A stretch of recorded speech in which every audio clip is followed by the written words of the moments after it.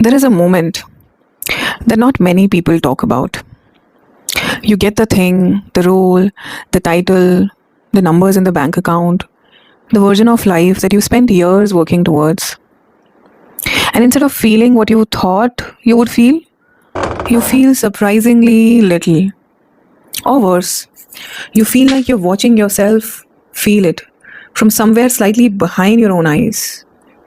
Like the person who got there is not entirely you. If this landed somewhere in your chest just now, this video is for you. Because what I want to talk about today is not burnout, it's not imposter syndrome, it's not even confidence. It's something quieter and older than all of these. It's what happens to identity, to the sense of who you actually are. When you've spent a long time becoming who you needed to be to succeed.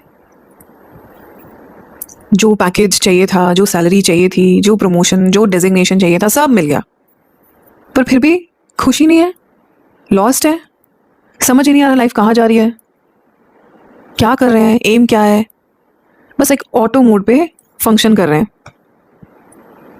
I want to give this experience a name. Identity fracture. I wanted to give this a name because unnamed things are hard to work with. And I call it identity fracture, not a breakdown, not depression, not even dissatisfaction. Because the specific experience of living inside a version of yourself that you built and then realizing somewhere between the building and becoming that you lost the blueprint for who you actually were underneath is identity fracture. From the outside, it's invisible. You're functional, you're capable, you may even be thriving by every external measure. From the inside, it's a specific kind of loneliness. The kind you cannot explain to people who care about you. Because how do you say, I have everything I wanted and I still feel like a stranger in my own life without sounding ungrateful? But that's what you're feeling. Here is one thing I need you to understand. It's not a personality flaw, it's not ingratitude, it's not a sign that something is fundamentally wrong with you. It's almost always a sign that something went very right for a very long time. And in the process of going right, certain parts of you went underground. Let me tell you how this actually happens. Because understanding the mechanism is the first thing that makes it workable. At some point early on, in childhood, in school, in early years of career, you got information. The information was not always spoken. It was usually demonstrated. That a certain version of you was welcomed, praised, safe, rewarded. ऐसा करोगे, ऐसे marks लेके आओगे, इतनी salary होगी तो शादी होगी, सोसाइटी में एक इमेज होगी, etc., etc., and etc. That a certain version of you was welcomed, praised, safe, and rewarded. And that another version of you, the uncertain one, the emotional one, the one with needs, with fears, with a sense of things that didn't quite fit in the environment, that version created friction. Maybe it was a family that valued achievement above everything else. Maybe it was school or workplace that only saw your output. Maybe it was simply that you were sensitive in a world that didn't have language for sensitivity. Whatever the specific story, and everyone's different, the result was the same. You adapted.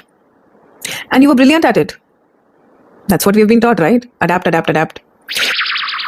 The adapted self learned what to show, what to perform, what to suppress. And over time, the adapted self became so functional, so polished, so effective, that it started to feel like the only self that existed ever. Let that sink in. Carl Jung called the parts we adapted away the shadow. Not because they are dark or dangerous, but because they live in the places we stopped looking. The unconscious mind. Your shadow might contain the part of you that wants to rest without guilt. The part that has opinions your professional environment would not allow. part that still wants to be seen, not just respected.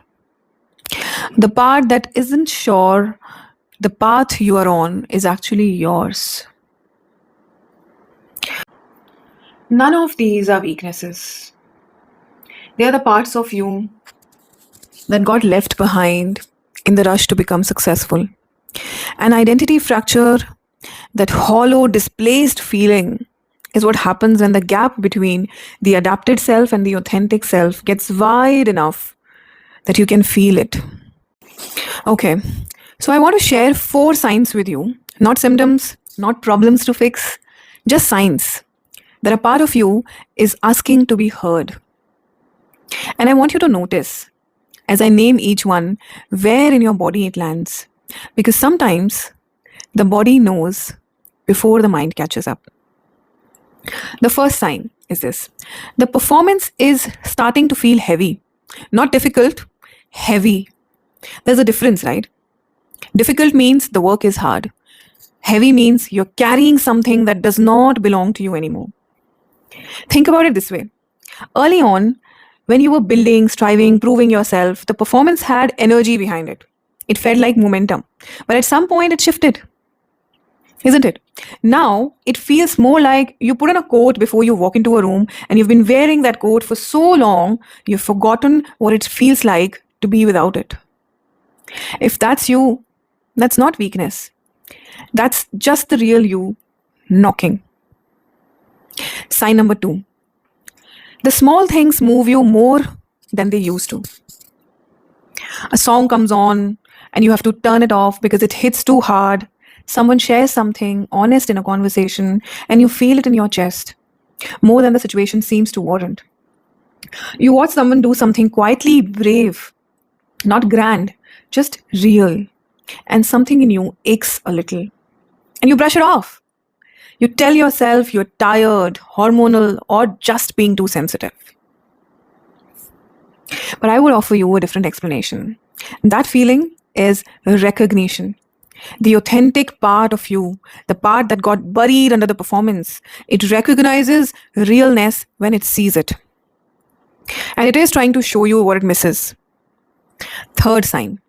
You've started asking, is this actually what I want? And here is the thing. The question scares you a little. Not because the answer is no, but because you're not sure you've ever let yourself answer it correctly and honestly. Your whole life you've been asking, how do I get there? How do I do this well? How do I not fail? These are valid questions, important ones. But somewhere along the way, the question of whether there is actually where you want to go never got asked. And now it's surfacing. Maybe in the car, maybe at 2 a.m., maybe in the middle of a meeting that should feel important, but it doesn't. That's not crisis. That question is the most honest thing about you. And the fourth sign. You're tired of your own story, not your life, your story about your life. You know the version I mean. The polished one, the one that hits the right notes in the right order. Impressive background, logical progression, clear direction, it's accurate. And it leaves out everything that's actually interesting about you. The doubts, the pivots you've almost made. The version of yourself you set aside because the timing was not right. When the story you tell about yourself starts feeling like a LinkedIn profile you've outgrown, that's not vanity. That's your real story asking for some air. So if 2 or more of these landed somewhere real, you're not broken, you're not in crisis, you're not ungrateful, you're ready. You're actually ready. Ready to stop performing your way through your own life and start actually living it. That's what this work is about. Not fixing you, just finding you. If this made sense to you, if you are someone who feels this, tell me in the comments.